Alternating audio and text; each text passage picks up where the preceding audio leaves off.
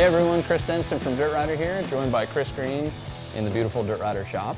And big week of racing this week, Daytona Supercross. We had Ryan Dungey announce leading into the race that he wasn't racing due to a collarbone injury.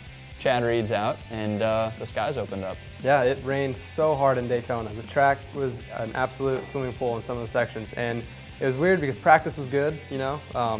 Track looked fine, but come race time, they had to take out a lot of the whoop sections. It got really messy, and the riders struggled all night long. Right, and it was the first time in history that the Joe Gibbs Racing team has gone 1-2, with James Stewart taking the win, then obviously Davey Millsaps finishing second. So what does that mean for James? I mean, where's he at in the championship? James, he's got a little bit of he's got a lot of points to make up, but saying that he needs to go out and win every single race from here on out. I mean, it's going to be hard, but I think he can do it. He can totally go out and win, but he might need a little help from Villapoto not finishing a race or two.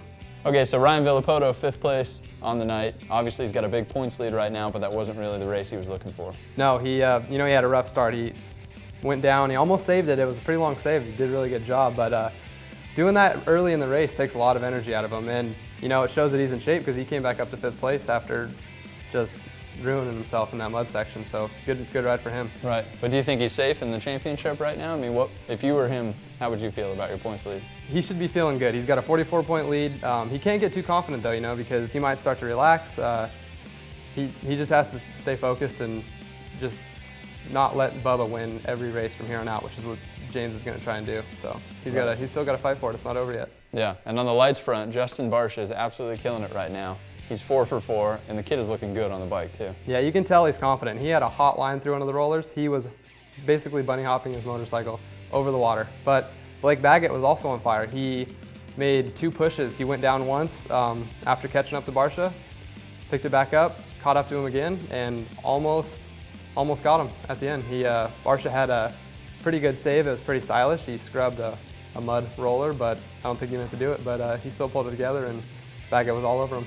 And on the off-road front, we had some great racing south of the border. It was the San Felipe 250 down in Mexico.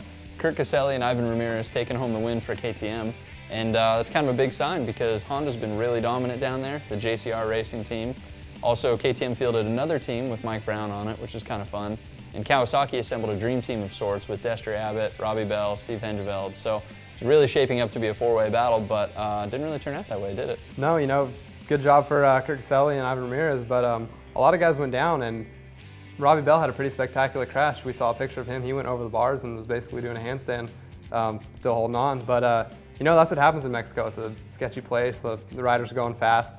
And speaking of fast, Kurt Caselli and Ivan Ramirez, their bike has a special rally motor in it, and they got it up to 118 miles an hour, which is 6 miles an hour faster than JCR's Honda.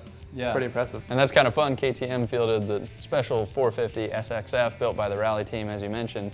And word has it the bike chews through a rear tire in, what is it, 108 miles? Takes about 2 hours? Yeah, it took them about 2 hours, and they destroyed a tire, which when you're going that fast, and it just shows how tough the terrain is out there. Some pretty gnarly stuff. Right. Yeah, and it is burly down there. I mean, Bell's crash, they said, is the result possibly of a booby trap set by a local. Yeah. You know, we saw Quinn Cody and Timmy Wiegand also sent to the hospital. So, you know, what do you think? Mexico too dangerous, or is it just gnarly?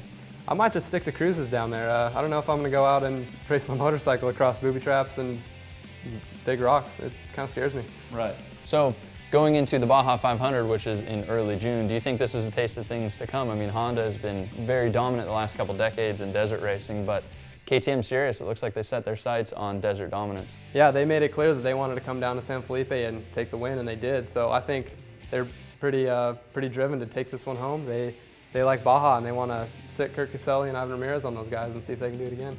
And obviously, we got more great off-road racing coming up. The GNC Series starts this week. And looking at Supercross coming in round number 11 in Indianapolis. Any predictions? You know, with Dungey and Reed out, I think we're going to see a lot of other guys smelling the blood in the water, and they might want to come up and put in a charge and get on that podium and see what victory tastes like. So I think Villapoto and James Stewart being the fast guys, they're still going to have some competition. You know, other guys are going to see the light at the end of the tunnel. Right. We'll see if Barcia can keep the streak going too. So that's it for this week. In the meantime, you can check out supercrossonline.com for all the info on the Monster Energy Supercross Championship. Also, stay tuned to dirtrider.com and motocross.com. We'll see you next week.